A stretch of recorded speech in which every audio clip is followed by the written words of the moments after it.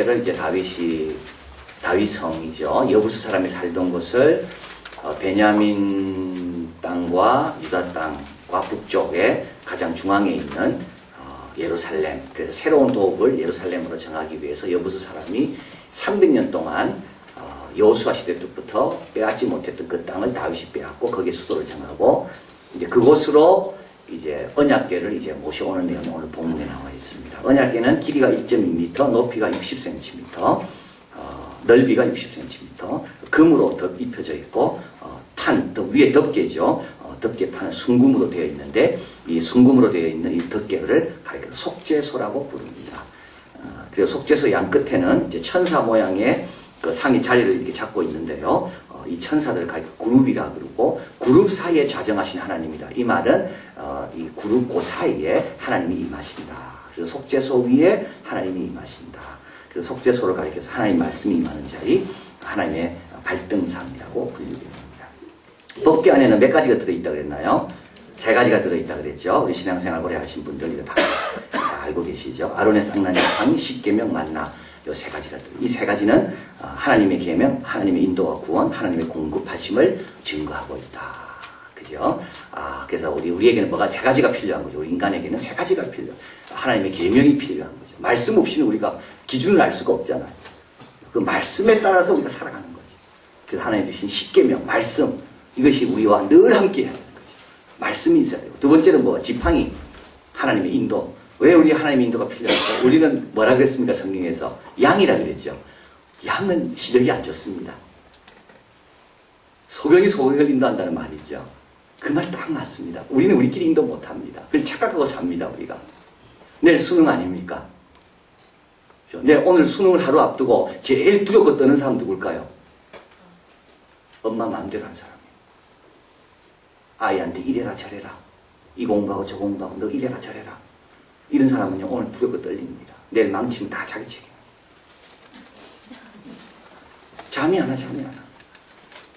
그러나 하나님께 맡긴 부모는 이거 나와 계시잖아요. 아무 걱정 없이 그냥 찬양하고 기도하고.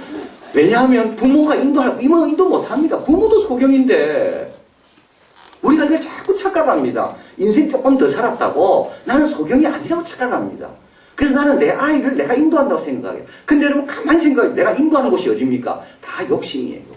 욕심이 끌리는 곳으로 인도하지 십자가지라고 인도하는 부모는 없습니다. 그 참이요. 부모가 자식을 위한다 하면서 너 이래라 저래라 하는 거 가만 보면 그게 전부 뭡니까? 욕심과 관련된 겁니다. 아주 이기적인 것이고. 그러니까 부모는 소경입니다. 부모도 양입니다. 부모도 누가 필요해요? 목자가 필요한 겁니다. 근데 우리가 이걸 자꾸 잃어버려요. 나는 소경 아니라고. 니는 소경이고 어려서. 그래서 니는 내 말 들어야 된다고. 그래서 자기가 인도하려고 하는데 어디로 가요? 막 헤매는 거죠. 왜냐하면 본인도 소경이거든요. 모세도 소경입니다. 그래서 하나님의 인도, 불기둥, 구름기둥이 모세 같은 신령한 사람에게도 불기둥, 구름기둥이 늘 필요한 겁니다. 그래서 하나님께서 그걸 잊지 말라고 언약궤 안에 아론의 쌍난 지팡이를 주신 겁니다. 그래서 겸손히 나는 길이요 진리요 생명이. 예수님이 왜 그 말을 하셨겠습니까? 우리가 혼자 길을 찾아간다면 예수님께서 왜 우리를 위해 오셨겠습니까? 못 찾아가는 거예요. 못 찾아가. 그렇기 때문에 예수님께서 오신 겁니다. 안내해 주려고. 자, 우리는 다 그래서 첫 번째 말씀이 필요하고 말씀 못 쓰면 뭐 안 되는 거죠. 기준이 없고 또 하나님의 인도, 하나님의 인도가 필요합니다. 겸손하게 나가요. 겸손하게. 그리고 또 세 번째는 만나, 양식이 더 필요하다. 이것도 우리 하나님께서 공급해 주신다. 그래서 이것을 우리 하나님 아시기 때문에 이게 우리에게 얼마나 중요하고 필요한지를 아시기 때문에 하나님은 이거를 늘 공급하신다. 만나가 그친 날이 하루도 없었다. 그친 날이 매일매일 어김없이 주말에는 2배의 만나, 주일 끝까지 안식 끝까지 2배의 만나, 이틀치. 자, 그래서 이제 법궤 안에 이게 만들어져 있고요. 이 법궤는 그래서 법궤를 볼 때마다 와, 우리 하나님은 오늘도 우리를 인도하시는 분이구나. 필요를 채우시구나. 오늘도 우리가 말씀 드려야 되는구나. 이걸 생각나게 하는 것이 법궤입니다. 자, 그런데 이 법궤는 출애굽 때 만들어졌고요. 엘리 제사장 때 블레셋 사람에게 빼앗긴 적이 있습니다. 싸우러 갔다가. 그래서 엘리 제사장 이때는 죽지, 그죠? 죽게 되죠. 그리고 찾아옵니다. 찾아올 때 찾아온 게 아니고 스스로 돌아왔죠. 블레셋 사람들이 5꼬울이 법궤가 오면서 너무 어려워지니까 막 가는 곳마다 재앙이 임하니까 이 법궤를 돌려보내는 거 아닙니까? 새 수레에 멍에배지 못한 소들, 암소 2마리를, 한 마리도 아니고 2마리를 해서 죽간데 좌우로 치우치지 않냐고 바로 이스라엘 땅으로 들어가더라. 그게 베스메스로 바로 가더라. 이제 그래서 법궤가 언약궤가 돌아오게 되고요. 돌아와서 그 다음에 있는 동안에 하나님을 사모해서 열심히 찾습니다. 그러다가 법궤로 인하여 몇 사람이 죽게 됩니다. 수천 명이 죽었다 되어 있는데 우리 성경에는 천자에다가 갈로를 쳐놨죠. 그래서 수천 명이 죽었는지 어떻게 했는지 아주 죽게 됩니다. 그 다음부터 법궤는 이제 더 이상 이스라엘 중심으로 들어오지 못하고 변경, 블레셋 땅과 이스라엘 땅의 그 국경지대에 위치한 이스라엘 지역의 오벳에돔의 집이라는 곳에 법궤가 머물게 됩니다. 사울 왕 법궤 한 번도 관심 가진 적이 없습니다. 사울 왕은 이 법궤에 대한 관심이 없습니다. 오늘 본문에 뭐라 나와 있습니까? 이 법궤에 대해서, 언약궤에 대해서. 2절에 하나님이 궤를 메려오라니 그 궤는 그룹들 사이에 좌정하신 만군의 여호와의 이름으로 이름하는 것이다. 이 소중한 것을 사울은 관심이 없어요. 왜 관심이 없을까요? 이거 찾으러 가면 어떻게 됩니까? 위험할 수 있거든요. 블레셋과 이스라엘의 국경지대에 있는 도시에 이 법궤가 있기 때문에 괜히 이거 찾으러 갔다가 블레셋 사람들 자극해가지고 자기가 어려움 당할 수 있으니까 사울 왕은 이거 모른 척하고 지낸 거예요. 근데 다윗이 왕이 딱 되고 난 다음에 찾으러 가는 겁니다. 몇만 명 데려갔죠? 3만 명 군인 딱 모아가지고. 이 다윗이 여기서 다른 겁니다. 다윗의 우선순위는 뭡니까? 다윗의 우선순위는 하나님의 일이에요. 다윗의 우선순위는 예배예요. 그래야 다윗도 할 일이 많습니다. 앞에 2번 싸우죠, 블레셋과. 이것도 사실은 다윗이 싸운 게 아니라 그들이 진을 치고 싸움 공격해와서 하나님께 물어보고 싸운 거지. 그리고 2번에 크게 싸워와 이깁니다. 그러고 난 다음에 다윗이 세 번째 한 게 뭐죠? 법궤 찾아간 거. 아니, 다윗이 참 이런 면에서 훌륭한 거예요, 다윗은. 다윗도 할 일이 얼마나 많겠습니까? 빨리 나라를 세우고 싶고. 근데 다윗은 그게 아니에요. 법궤부터 찾아오자. 그래야 3만 명과 많은 사람을 데리고 악기를 동원하고 법궤를 찾으러 이제 간 겁니다. 그래서 이제 오벳에돔의 집에서 이제 법궤를 들고 이제 나오는데요. 이거 한번 보면 이게 하나님 시킨 대로 안 했습니다. 3절에 저희가 하나님의 궤를 새 수레에 싣고 산에 있는 아비나의 집에서 나오는데 원래 법궤는 메고 나오게 되어 있죠. 12절에 가보십시오. 다윗이 가서 하나님의 궤를 기쁨으로 뭐 했다고요? 매했잖아요. 13절에 여호와의 궤를 원래 메고 오게 되어 있는 겁니다. 근데 싣고 온 겁니다. 이건 누구한테 배운? 블레셋 사람한테 배운 거예요. 블레셋 사람이 법궤를 보낼 때 수레에 실어 보낸 겁니다. 그래서 왜 이래? 깜짝 놀라셨죠? 블레셋 사람들이 쓴 방법 괜찮아 보이는 거예요. 그래서 법궤를 수레에 싣고 오는 겁니다. 따라할 걸 조심히 따라해야 되는 겁니다. 근데 말이 소가 뛰고 법궤가 떨어지려고 할 때 우사가 법궤를 잡으려다가 죽게 되는 겁니다. 자, 그래서 여기서 뭘 이야기하는가 하면 그 수레에 싣고 오면 편하긴 편하죠. 그러나 편한 게 다가 아닙니다. 편한 게 기준이 아닙니다, 여러분. 모든 신앙생활의 기준은 편한 게 기준이 아닙니다. 신앙생활의 기준은 뭡니까? 거룩한 게 기준입니다. 완전 다른 겁니다. 신앙생활의 기준은 경건한 게 기준입니다. 경건하고 거룩함이 때로는 불편하고 때로는 시간이 걸린다 해도 그 길을 가야 되는 거.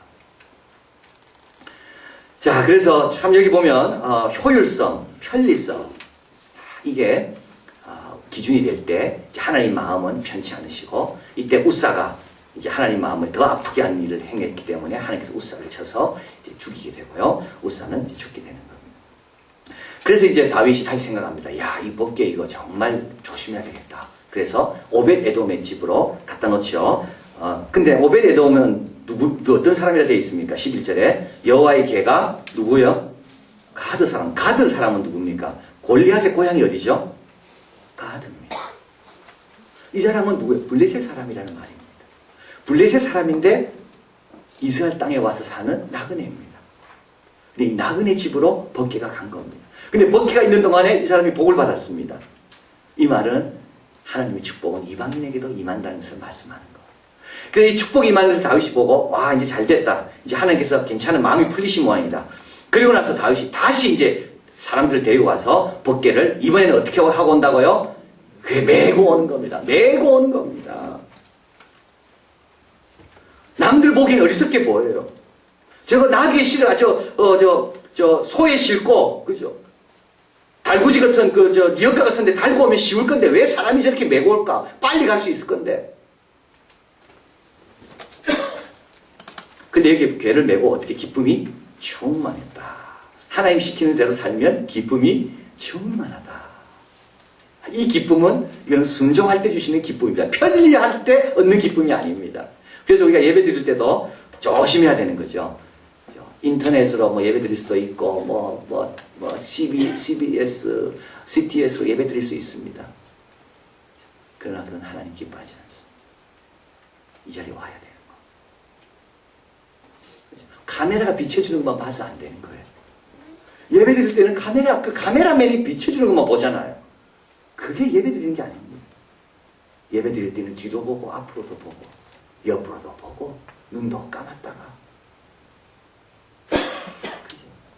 옆에 사람의 소리도 듣고, 이게 얼마나 큰 축복인데, 사람이 TV 앞에 앉아가지고 카메라맨, 그래서 운동 경기도 다르잖아요.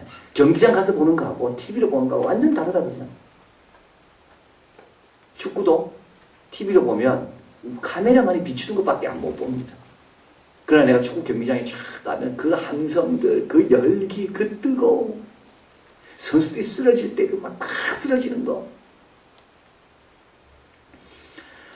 자, 그래서 이제 다윗은 3개월 동안 기도하고 깨닫고 하나님 법궤를 우리가 쉽게 생각했구나.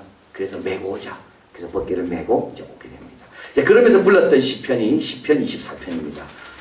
문들아 너희 머리를 들지어다. 영원한 문들아 들릴지어다. 영광의 왕이 들어가시려다. 영광의 왕이 누구시냐? 강하고 능한 여호와시로다. 같이 읽을까요? 문들아 너희 머리를 들지어다. 영원한 문들아 들릴지어다. 영광의 왕이 들어가시려다. 영광의 왕이 누구시냐? 만군의 여호와께서 곧 영광의 왕이시로다. 예, 할렐루야. 이러면서 쫙 법궤가 이제 다윗성으로 예루살렘으로 쫙 들어오게 됩니다. 다윗은 너무 기뻐서 어떻게 됩니까? 춤을 막 추게 되고요. 이때 다윗이 입었던 옷은 좀 헐렁해서 그런지 이제 이렇게 속이 좀 보이게 됩니다. 이걸 보고 누가요? 16절 여호와의 개가 다윗성으로 들어올 때 사울의 딸 미갈이 창으로 내다보다 다윗 왕이 여호와 앞에서 뛰놀며 춤추는 것을 보고 심중에 저를 업신여기니라.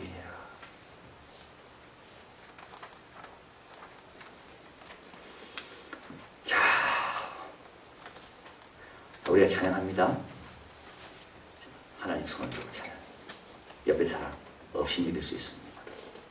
꼭 전에 찬양해야 되나? 자기 혼자 은혜 다 받나? 꼭 저래 손 들여야 되나? 교양 없어 보인다. 기도할 때 막 세게 기도해요. 그럼 옆에 사람 업신여겨요. 꼭 저래 기도해야 되나? 하나님은 목소리가 뭐 귀가 없나? 미갈 같은 사람이에요. 미갈 같은 사람이에요. 미갈은 하나님을 향해 죽어 있는 사람이에요. 그래서 나중에 미갈은 아이를 못 낳습니다. 우사는 하나님을 쉽게 생각하다가 죽죠. 미갈은요, 이런 하나님에 대해서 살아있는 사람을 업신여기다가 결국은 생명을 잉태하지 못한 또 다른 죽음의 상태에 이르게 됩니다. 자, 미갈을 한번 보십시오. 미갈은 업신여겼습니다. 그리고 나서 20절에 다윗이 자기 가족 중에 축복하러 돌아오매 사울의 딸 미갈이 나와 다윗을 맞으며 가로되 이스라엘 왕이 오늘날 어떻게 영화로우신지 방탕한 자가 영치 없이 자기 몸을 드러내는 것처럼 오늘 그 신분이 계집종의 눈앞에 몸을 드러내셨더라. 막 비꼬는 거죠. 이스라엘 왕이 오늘날 어떻게 영화로우신지 내가 보니까 진짜 영화롭더라. 이제 이 말 비꼬는 거죠. 근데 여러분 다윗이 하는 말 보십시오. 21절 다윗이 미갈에게 이르되 이는 여호와 앞에서 한 것이다. 자, 하나님이 다윗 좋아하는 이유가 여기 있습니다. 하나님 앞에서 산 거예요. 다윗은 울어도 다윗은 하나님 앞이기 때문에 울은 거예요. 다윗은 울은 적이 많습니다. 대장부가 울어가 되나? 울지 말아야지, 참아야지. 내가 그래도 두목인데 다윗은 두목 이전에 하나님 앞에 그다음 보십시오. 그 집을 버리고 나를 택하사 여호와의 백성 이스라엘 주권자로 삼으시으니 내가 여호와 앞에서 뛰놀리라. 다윗은 하나님만 바라보는 거예요. 22절 한 번 더 읽습니다. 내가 이보다 더 낮아져서 스스로 천하게 보일지라도 내가 말한 바 계집종에 있는 내가 높임을 받으리라. 이야, 여러분, 이게 다윗입니다. 이게 다윗. 내 천하게 보여 괜찮아. 나 손 더 높이 들 거야. 내 업신여기지나 괜찮다. 나는 원래 그런 사람. 나 목동이다. 난 더 열심히 하나님 찬양한다. 이게 다윗입니다. 그러니까 다윗을 하나님께서 어떻게 해요? 업신여기게 합니까? 하나님이 안 하십니다. 더 높이시는 겁니다. 하나님이 그리워했던 장막은 솔로몬의 성전이 아니라 다윗의 장막입니다.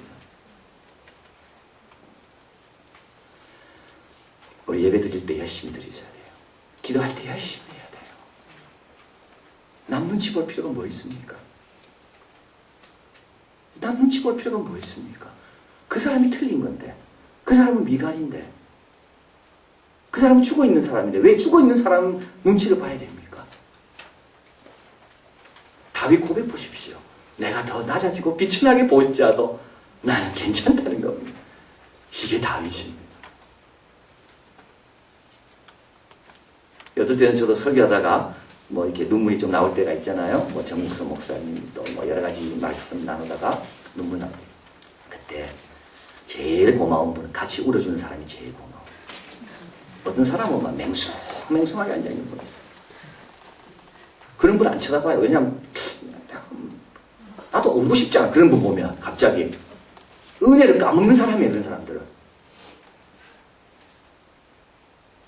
그런 사람 은혜를 까먹는 사람이에요. 살아있지 않아. 근데 막 힘들어하시고 뭐 수건 찾고 이런 분이 너무 고마운 거예요. 여러분 그동안 어땠습니까? 제가 올 때 목사님 뭐 저렇게 우시나 그랬습니까? 미갈 대신 조심하셔야 돼. 미갈처럼 되는 거예요. 애 못 낳아. 애 못 낳아. 같이 울어야 돼요. 제가 어저께 어떤 학생하고 이야기하는데 제가 광고 시간에 좀 울먹였다 할 때 그때 그 엄마가 그러더라고. 걔는 입술을 깨물고 자기도 너무 괴로워가지고 너무 목사님 우는 게 마음이 아파. 자기가 입술을 깨물고 참았다 그러더라. 야, 걔는 애 많이 먹겠어요. 하나님의 축복. 자, 여러분 찬송할 때 저도요, 요 앞에 딱 앉잖아요. 앞에 앉을 때 우리 다 교회 들어오시자마자 기도하는 모습 보면 제가 은혜 받을 때 가만히 있습니다. 어떤 분은 정말 하나님 앞에 와 있는 것처럼 기도하는 분이 있습니다. 그런 모습 쫙 보면요, 제가 그냥 그런 분은 그냥 축복해주고 싶고. 근데 저도 그런데 우리 하나님은 어떠실까? 저 간절한 모습, 저 진지한 모습, 그냥 막 그분만 보면 막 은혜가 막 넘쳐요. 근데 우리 하나님 보실 때는 어떨까? 근데 아버지 집에 왔는데도 불구하고 저 그런 거 없이 우싸와 같습니다. 편리성만 찾는 거지. 효율성만 찾습니다. 찬송가 부를 때 3절 부르면 은혜 받고 4절짜리 나오면 좀 그렇고 5절짜리 나오면 왜 목사님 5절짜리? 한 번 더 반복하면 또 반복. 그런 분 누가? 우싸와 같은 거. 편리성과 효율성만 찾는 거예요. 자, 그래서 여기 보면 이렇게 나와 있습니다. 알렉산더 화이트, 귀머거리들은 언제나 춤추는 이들을 격렬하게 말합니다. 춤 왜 추는지 모릅니다. 음악이 안 들리거든요. 음악이 안 들리니까 저 사람은 왜 저렇게 즐거워하고 왜 저렇게 하나님 앞에 기뻐하는지. 왜냐하면 자기는 그런 게 없으니까. 자, 그런데 다윗은 미갈 눈치 보지 않았다는 게 중요한 거죠. 그래서 그 예루살렘이 될 수 있었던 비결은 이런 예배가 살아있고 하나님 앞에 하나님만 높이고 나는 낮아져도 괜찮다는 그런 헌신과 그런 모습이 있었기 때문에 예루살렘이 된 겁니다. 만약에 미갈 같은 사람이 예루살렘에 있었더라면 예루살렘은 축복 못 받는 거예요. 그러나 이 땅에 누가 있었어? 다윗이었어. 미갈 같은 사람이 있어도 개의치 않고 여전히 하나님 앞에 춤추며 나아가는 그 왕이 그 땅에 있었기 때문에 예루살렘이 하나님 축복하시고 세상을 변화시키는 그 중심지가 된 겁니다. 우리 교회도 마찬가지입니다. 우리 교회 자랑이 뭐겠습니까? 우리 교회 자랑은 예배를 정성껏 드리고 찬양을 힘있게 하고 기도에 힘이 있고 이게 우리의 자랑이 돼야 돼요. 그럼 이곳이 하나님 축복하시고 세상을 변화시키는 그런 힘이 있는 곳으로 이곳을 사용하시는 거예요. 우리 가정도 마찬가지예요. 그냥 미갈 같은 사람이 지배합니까? 이 땅을, 우리 교회를 미갈 같은 사람 때문에 은혜 받아야 될 사람들이 계속 눈치 보고 그렇게 됩니까? 그럼 이 땅은요, 미갈처럼 아이도 못 놓지만 이 땅도 생산되지 못한 땅으로 바뀌고만. 그래서 다윗은 미갈에게 지지 않아요. 이 땅을 미갈에게 양보하지 않아요. 다윗은 이 땅은 하나님 앞에 영광 돌리는 땅이에요. 그래서 다윗은 나는 낮아져도 괜찮다. 내가 더 비천하게 보일지라도 나는 하나님 앞에서 찬양한다. 그리고 당신이 말한 것처럼 그렇게 하나님께서 나를 낮추지 않을 거다. 우리 예수님 하신 유명한 말씀 있잖아요.